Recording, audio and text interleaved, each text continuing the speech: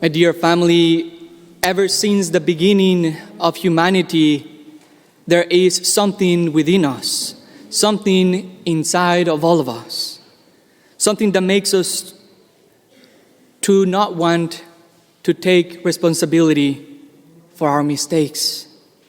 Sometimes we want to see ourselves as if we are virtuous and good, to the extent of making others seem worse than what they are.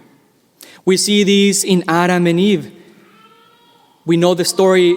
The serpent tempts Eve to eat the fruit. Eve then takes it and eats it. Then she brings it to Adam, and Adam also takes it and eats it. Then God comes down to the garden and asks, "What have you done?" Adam responds with, "It was the woman you put with me." Then Eve responds with, "It was the snake tricked me." Adam first blamed God and throws Eve under the bus. Then Eve quickly turns and says, "It was not me, it was the serpent." We see this pattern of blaming everywhere in our lives. Then this blaming later on in the gospel, in Genesis, turns into violence. It turns into violence with Cain and Abel. It turns into murder. I feel so bad about what I've done that instead of dealing with it, let me make you seem worse to the point of eliminating you.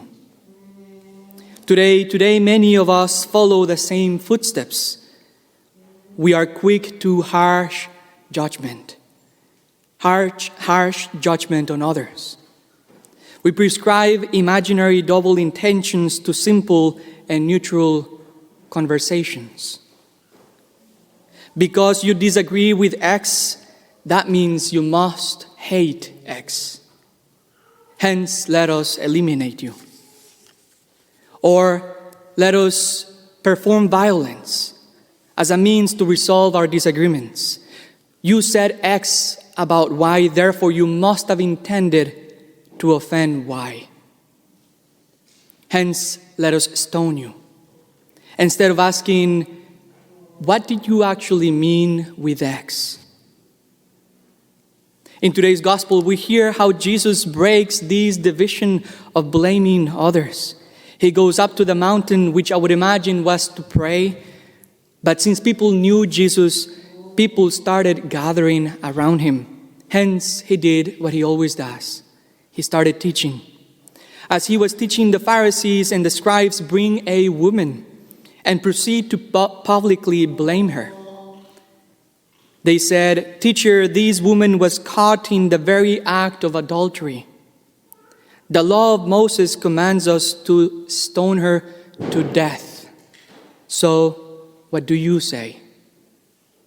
The Pharisees literally went out of their way to find this woman, to bring the woman to Jesus, and to ask the woman to stand up publicly before the crowd and blame her for committing adultery.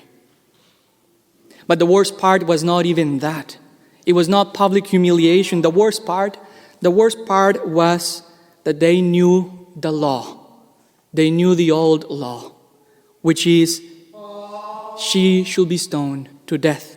Hence, the worst thing about this encounter was that they wanted her to be stoned publicly.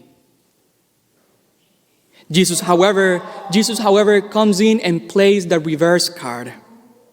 He bends down and starts writing on the ground and tells the Pharisees, "Whoever is free of sin, throw the first stone."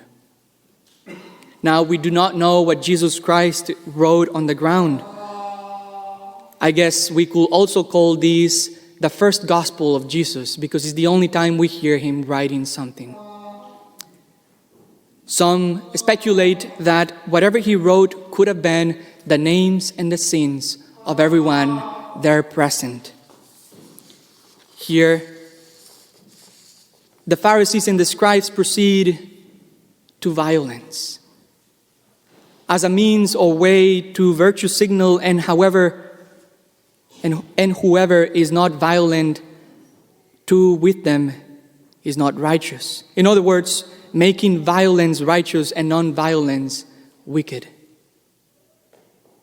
But Jesus breaks this division by playing the reverse card and tells us who are sinners, no one has condemned you. Neither do I.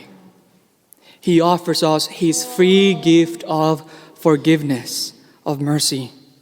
Yet many times we also forget the words that follow after what He said, which is, He tells the woman, neither do I condemn you, but go forth and sin no more. He does not accept sin, nor does He tolerate it. On the other hand, He shows mercy and asks for us to continue on and sin no more. Hence, our Lord Jesus Christ defends us publicly. He defends us from public shame and humiliation or blaming, but yet challenges us to sin no more. He does not accept violence nor harsh judgment, yet also He does not allow for sin to continue. In this gospel, do we take Jesus' approach to controversies in the world? Or are we quick to take a rock and throw it? Are we quick to show mercy and compassion, or are we quick to blame and shame? Do we try to understand people's intentions, or do we quickly prescribe a double intention? Are we Adam? Are we Eve? Are we Cain? Or are we our Lord Jesus Christ in today's gospel? Breaking up the division and showing mercy in times of misery, bringing union to times of division.